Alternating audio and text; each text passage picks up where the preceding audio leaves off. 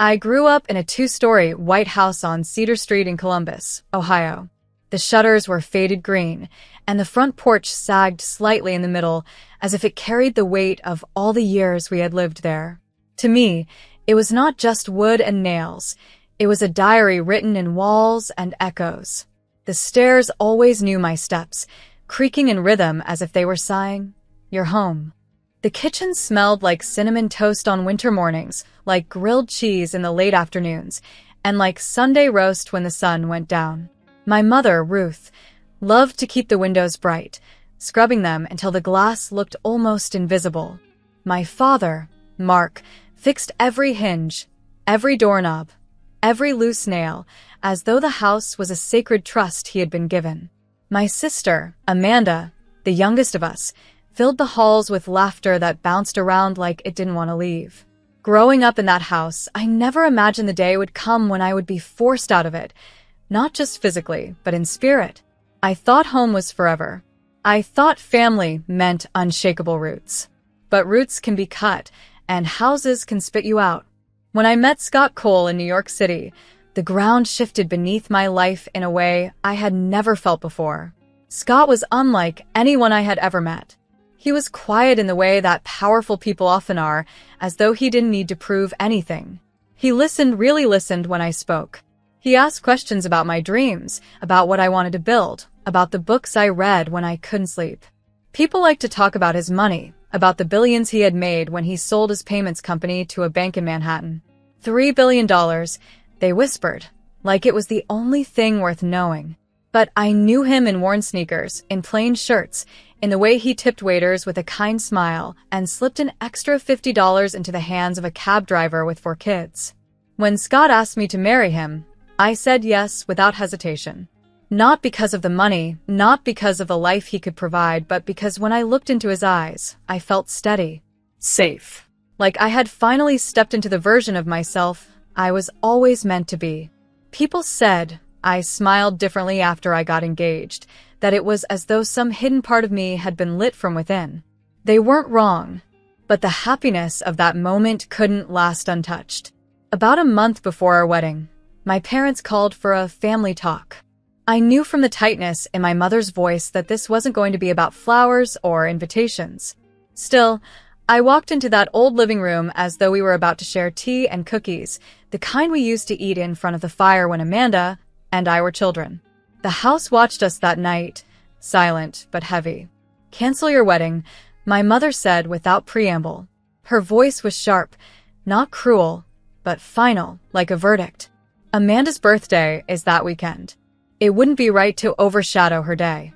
My father leaned back, arms crossed, his eyes like stone. "Family first," he added, as though those 2 words were supposed to close the argument. I sat there for a moment, stunned. Cancel my wedding? For a birthday? Amanda, to her credit, looked as uncomfortable as I felt. She shrugged, her eyes down, as if she wished she could vanish into the old carpet. She never asked for this. I breathed deeply and answered calmly. "I can't cancel the wedding. It's planned, it's paid for, and it's my future. But we can throw Amanda the biggest birthday party the week after. I'll pay for everything. $20,000 for the best band in town, all the food and decorations she could want. She'll have the party of her life." I meant it. I wanted to make peace, to show them that compromise was possible. But when I looked at my parents' faces, I saw only hardness. No trace of the warmth that had once wrapped me like a blanket. "You can't be our daughter if you won't do this," my father said flatly. The words struck like ice water poured over my soul. I searched his face, hoping for some sign of hesitation, of regret, but there was none. My mother stood up, pointed to the door, and said, "Get out of this house." Something inside me cracked. I picked up my coat, my hands trembling, but my spine straight. I walked past the crooked photograph of me at age 10, gap-toothed, smiling, holding Amanda's hand, and I left my keys on the hall table. The clink of metal against wood sounded like the end of something I had once believed would never break. On the curb outside, the night air bit into my skin. I pulled out my phone with shaky fingers and called Scott. My voice was small when I said, "They told me to leave." He didn't try to explain it away. He didn't tell me to go back in or to fight harder. He just said with quiet certainty, "Come home. Our home." And so I went. His loft in Manhattan was all glass and light. The city spread out before me like sparks on black velvet. It felt like the opposite of Cedar Street, loud, alive, unapologetically bright. I sank into the couch, a $6 box of tissues on my lap, and cried until my throat ached. I cried for the house, for the cinnamon toast mornings, for Amanda's laughter echoing in the hallway. I cried because I had lost something that couldn't be replaced. But when I finally fell asleep, shoes still on my feet, I realized something. My parents thought they could force me to end my marriage by shutting me out. They thought they could trade my future for my sister's birthday, as though love was a calendar event that could be erased and rescheduled. They believed I would crumble under their rejection. They were wrong. I would not end the marriage. I would not beg to come back. I would build a new life, brick by brick, even if the first brick was laid in tears. For the first time in my life, I wasn't just their daughter. I was myself. And that was enough. The morning after I left my parents' house, I woke in Scott's loft with eyes swollen from crying but with a strange clarity in my chest. The city stretched outside the wide glass windows. Yellow cabs, flashing lights, and endless noise. But inside, there was a stillness I hadn't known in days. I brewed a pot of coffee and sat at the marble counter with a notebook, making a list. Lists always gave me comfort, as if putting words on paper could tame the chaos of life.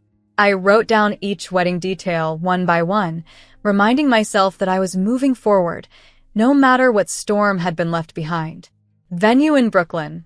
Paid in full, $120,000. Dress, simple silk, $3,500.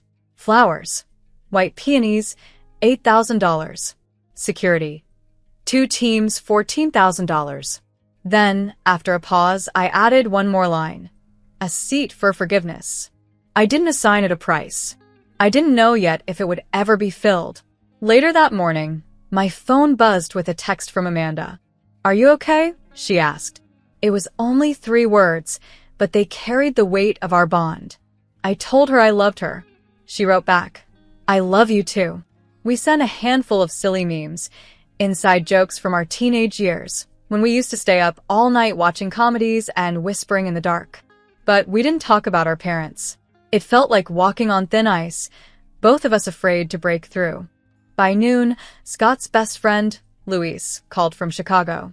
His voice was bright, full of energy. "Listen, I can get you a gospel choir," he said. "They're touring from Europe right now, and they're available for your date. £12,000. They'll shake the walls with their voices." I laughed for the first time in days. "Book them," I said. I wanted music that could lift me, voices that could drown out the echoes of rejection. My maid of honor, Jenna, was just as reliable. She booked a small jazz trio as backup in case the choir got delayed. I liked the idea of layers, one plan tucked behind another, a safety net I could trust. As the week wore on, I found myself drifting back to memories of the house on Cedar Street. The peeling wallpaper in the hallway, the attic that smelled of mothballs, the way my father's tools clinked in the garage late at night. I thought about what my parents had dreamed of for years, a little cottage by the lake, a place where they could retire and fish in peace. I had secretly planned to surprise them with $250,000 after the wedding to make that dream real. I even wrote the promise on fancy paper, sealed it in an envelope, and kept it in my drawer. I imagined handing it to them one day, showing them that I had never wanted to fight, that I was still their daughter. But now that envelope felt heavy, almost mocking. In the middle of all this, an email arrived from Fox News. They had heard whispers about the wedding guest list, politicians, business leaders, artists, and about the donation Scott and I planned to make. We had decided to give $1 million to a scholarship fund for girls in public schools across America. I wanted girls who felt invisible to know they had choices, that doors could open for them, no matter where they started. Fox asked if they could cover the wedding and film the check handoff. At first, I hesitated. The idea of cameras circling around such a personal day made my stomach twist. But then I thought about those girls, their faces lit up by opportunity, and I agreed, on one condition. You film the students more than us, I said. If this wedding was going to be on television, let it be for something bigger than flowers and champagne. On Thursday, my phone lit up again. This time it was a voicemail from my mother. Her voice was sharp, almost brittle. You are selfish, she said. You have chosen money over blood. I listened once, then pressed save. I didn't want to erase her words. I wanted to remember exactly what she had said, not to torture myself, but to remind myself why I couldn't go back. Saving my heart meant accepting her cruelty and then moving forward anyway. So I pressed on.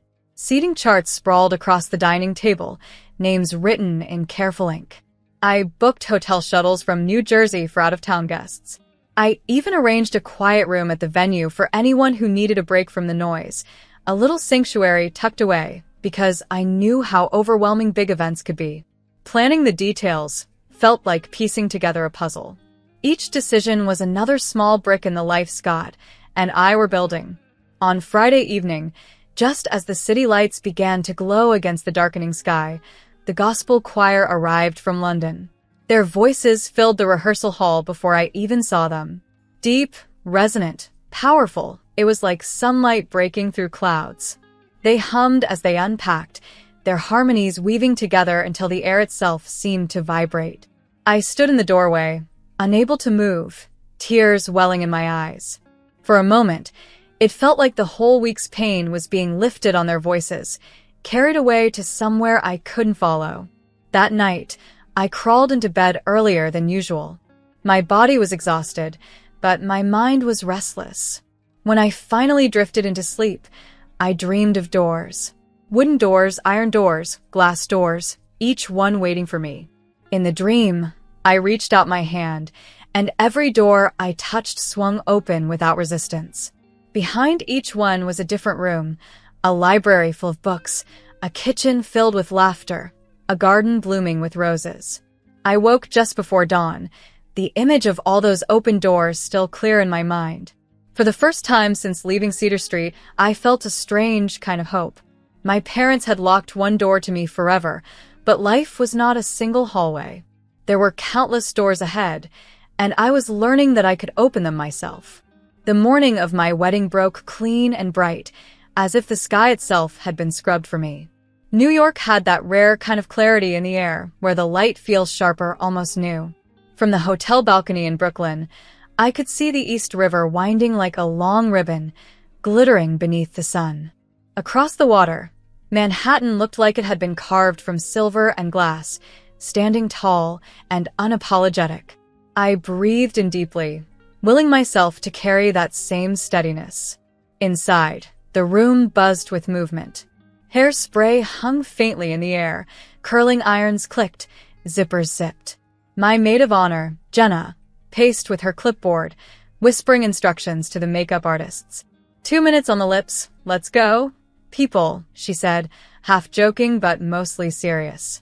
The gospel choir we had flown in from London was rehearsing in the courtyard below, their voices floating upward in harmonies, so powerful I felt the windows tremble.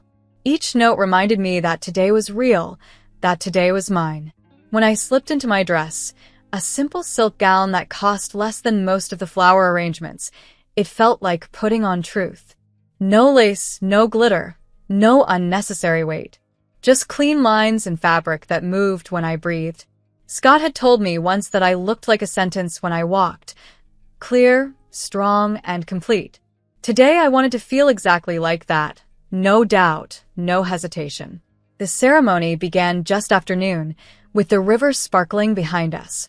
Rows of guests settled into their seats, a mix of old friends, colleagues, and strangers who had become part of Scott's vast world. I spotted Luis grinning at me from the second row, Amanda sitting quietly beside Jenna, and business leaders whose faces I had only seen in magazines. Jade, our planner, gave a discreet signal, and the choir began. Their voices filled the air, deep and rising, lifting hearts higher than the skyscrapers across the river. Fox News had set up 2 cameras and a small table near the garden, careful not to intrude, but determined to capture every angle. Claire, the anchor assigned to cover the event, was poised and calm in a navy suit. At one point, she leaned toward me with a microphone and asked, "How does it feel to give away $1 million to students you'll never meet?" I didn't hesitate. "It feels like breathing," I said. And I meant it. Giving was not a loss. It was the only way to expand. Scott stood waiting for me under the arch of white peonies, his suit perfectly tailored, but his smile slightly crooked. The smile I had fallen in love with. When he took my hands, he whispered, "We're here." Just those 2 words, but they held the weight of everything. The battles fought, the doors closed, the new ones opened. My voice was steady as I repeated my vows, my promise to build with him, not just to love him. He spoke his vows with the quiet certainty of a man who had already kept them in his heart long before speaking them aloud. As the choir swelled behind us, Jade signaled to the jazz trio, and soft notes floated between the choir's powerful chords. The music was seamless, one sound melting into another like different shades of the same color. The guests clapped, someone sniffled, and I laughed, an unguarded, joyous sound that surprised even me. For one suspended moment, I forgot the shouting in the house on Cedar Street, the slammed doors, the bitter words.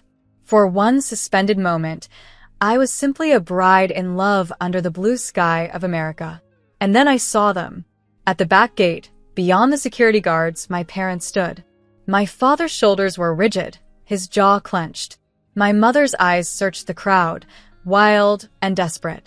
They must have seen the news coverage, the cameras, the headlines about a billionaire's wedding and the $1 million donation. They must have realized what they had thrown away, what they had demanded I cancel. Now they were here, pushing forward as though they could simply reclaim the place they had cast me out of. My father waved at a guard, his voice booming. My mother called my name, her voice cutting through the music. I felt the envelope in my clutch, the one I had prepared, the promise of a lake cottage for them, a gift of $250,000 meant as peace. My hand closed around it, heavy in my palm, heavy with all the love I had once thought unconditional. For a moment, I wondered if this could be our second chance, if I should step aside and let them in. But then I remembered the night on Cedar Street, my father's voice declaring, "You can't be our daughter." My mother pointed to the door, her face close to me. I remembered the weight of my keys on the hall table, the coldness of the street outside, the way my heart had cracked. That night had not been an accident. It had been a choice.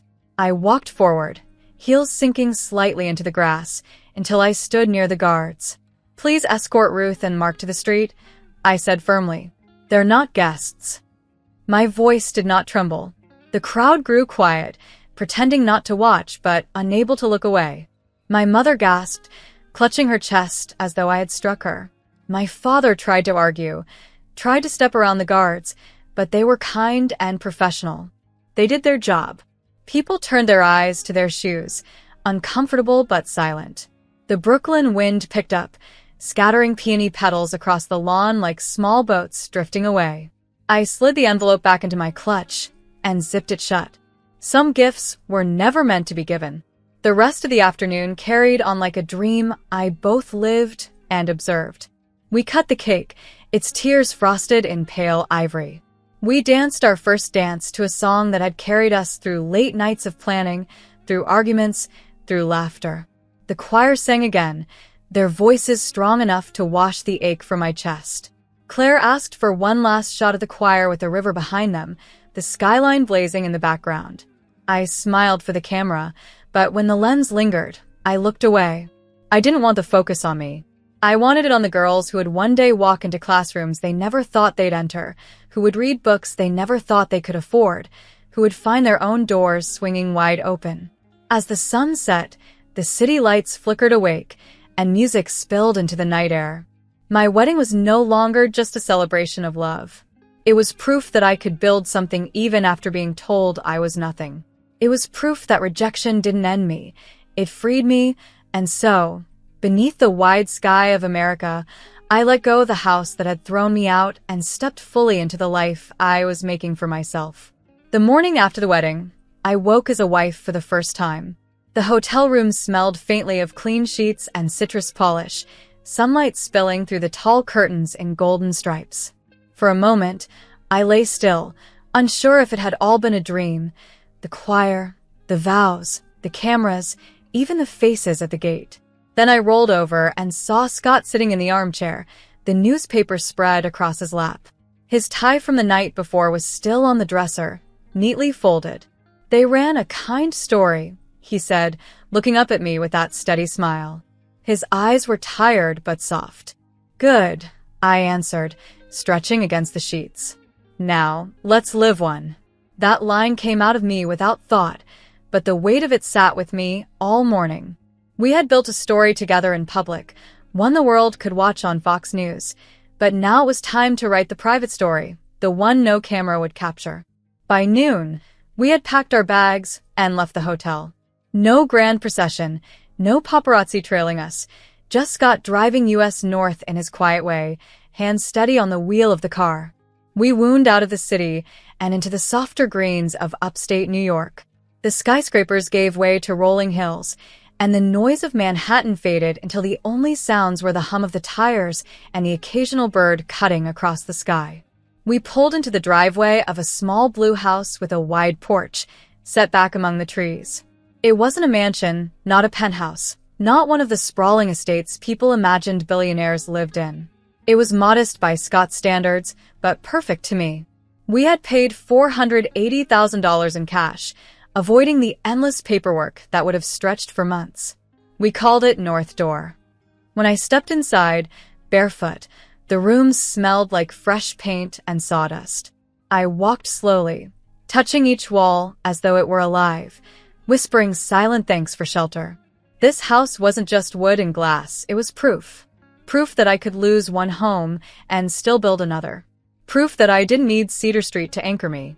That evening, I sat at the small desk by the window and wrote Amanda a letter. My hand trembled as I began, but the words poured out. I told her that I would always be her sister, no matter what distance or silence stretched between us. I reminded her of cinnamon toast mornings, of the way we used to jump on the creaky stairs two at a time, of the Saturday cartoons that made us laugh until milk came out of our noses. I told her I missed her, truly missed her, and I hoped she had the best birthday of her life. I did not ask her to choose between me and our parents. That was a weight I refused to place on her shoulders. At the end of the letter, I tucked in a 50-pound note, a small joke only she would understand. Years ago, during our cheap college trip through Europe, we lived on tea and day-old bread, carrying a single note like it was treasure. I could still see her laugh in the dim hostel light, waving that crumpled bill and declaring we were rich in adventure. I knew she would laugh again when she saw it. The days after the wedding slipped into something soft and steady. Instead of flying off on a grand honeymoon across oceans, Scott and I chose America in small bites. We drove to Boston first, wandering cobblestone streets with cups of hot coffee in our hands. We listened to history echo in the old meeting houses, touched the worn stones where revolution had sparked. From there, we went south to Washington, D.C., walking past monuments that gleamed in the sunlight, each one a reminder of the cost of freedom and the weight of choices. Our final stop was Maine, where the coast stretched sharp and rugged, the water dark like steel. The wind was cold and salty, rushing against my cheeks until they stung. We walked along the shoreline, our shoes sinking into damp sand, and for the first time in weeks, I felt small in the best way possible. Just one woman, one wife, one heart beating against the vastness of the world. When we returned to North Door, I unpacked slowly. At the bottom of my clutch was the envelope I had once prepared for my parents, the promise of $250,000 for their dream lake cottage. I sat on the bed, holding it in my hands, the weight pressing down like stone. My first instinct was to mail it, to extend that hand again, to try once more to buy peace. But as I looked around at the house we had built, at the walls already learning the sound of my footsteps, I realized some gifts are not meant to be given. I took out a box from the closet, labeled it "Not Today," and slipped the envelope inside. Some things need time. Some doors need knocking from both sides. Until that day came, if it ever came, I would not carry the burden anymore. In the weeks that followed, I planted a small garden in the yard, rows of lavender and rosemary that perfumed the air when I brushed past. I learned the rhythm of the porch boards beneath my feet, the way they groaned in the evening when the sun sank. I cooked dinner with Scott in our little kitchen, pasta boiling while jazz played low on the speaker. And every night, when the lights went out, I felt the silence of the house settle around us, warm and whole. I was no longer the girl who begged to stay in a house that pushed her out. I was the woman who built her own. My name is Emma Cole. I live in America. I carry $10 in my pocket for tips and a list in my head of who I love. I know what it feels like to be told I don't belong, and I know what it feels like to belong anyway. If my parents ever knock on my door, I might turn on the porch light. I might even let them step inside. But the rule is simple now. No one throws me out of my life. Not ever again.